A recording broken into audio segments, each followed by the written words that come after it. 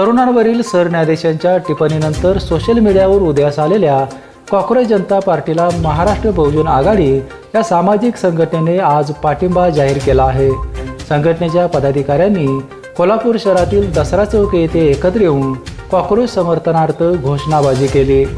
अभिजित दिपके यांच्या आव्हानाला देशभरातील 2 कोटी तरुणांनी पाठिंबा देऊन अन्यायाविरुद्ध आवाज उठवला असल्याने कॉक्रोच जनता पार्टीला समर्थन देत असल्याचे संघटनेने स्पष्ट केले आहे।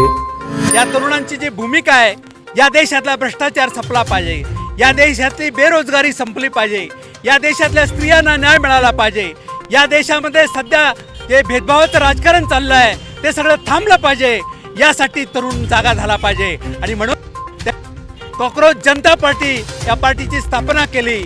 त्यांनी जी भूमिका घेतलेली आहे, या भूमिकेला कोल्हापुरातील पुरोगामी जनता महाराष्ट्र बहुजन आघाडीच्या माध्यमातून आम्ही इथं कोल्हापूरमध्ये काम करत आहोत।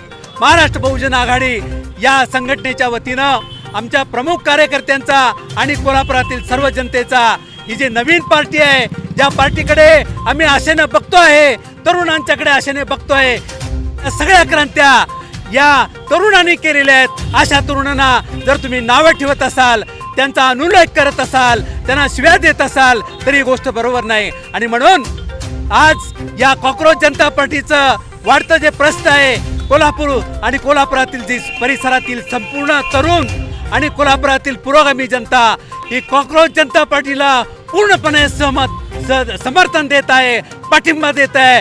यावेळी उपाध्यक्ष अरविंद सोनटक्के, प्रमोद हुपरीकर, राजेंद्र कांबळे, सुरेश जत्राटकर, प्रकाश फुलसवार, किरण पटवर्धन, अमित कांबळे आदी उपस्थित होते।